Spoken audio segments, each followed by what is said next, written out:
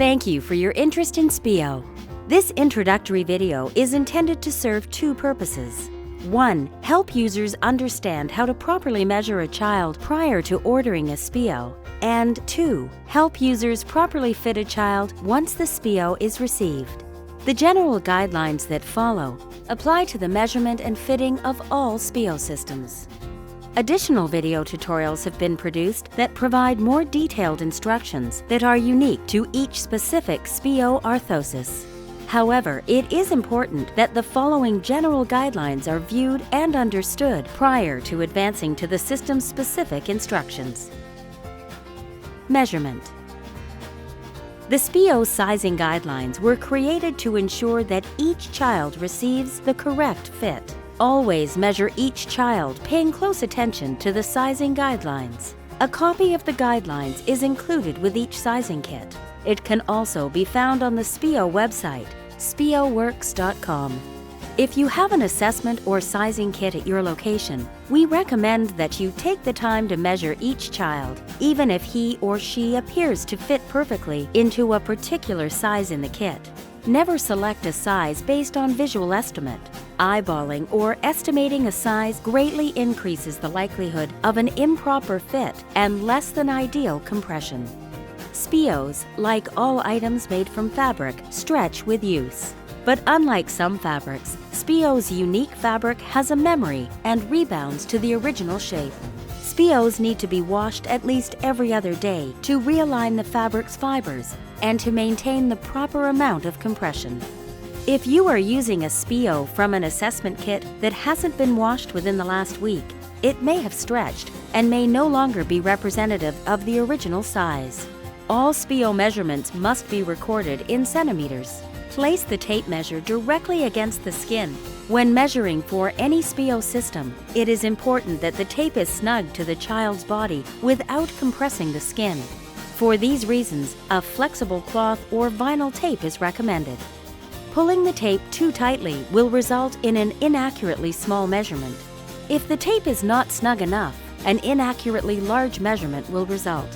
In general, the tape must not indent the skin, and there should not be any gaps between the skin and the tape.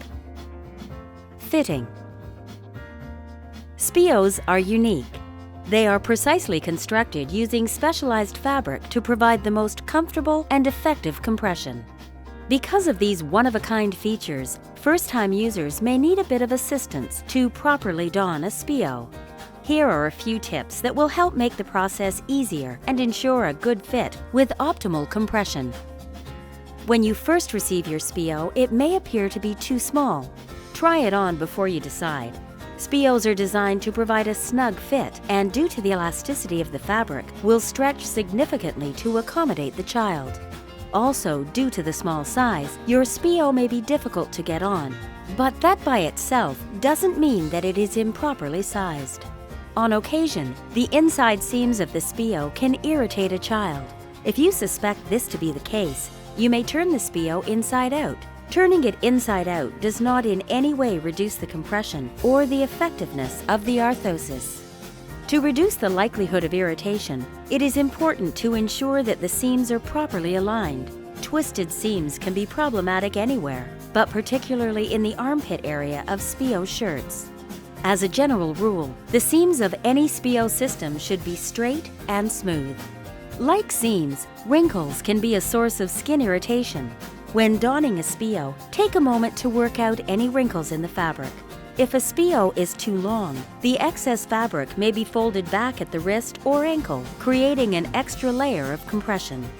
You may observe mild red marks or lines on your child's skin after removing the SPIO. These can be created by the system's seams or where the compression is the most significant. Some redness is expected. The redness typically resolves in 15 minutes or less and is not a problem.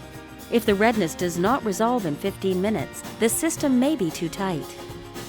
To determine if the SPIO is providing proper compression, place 2 fingers between the SPIO and the child's skin.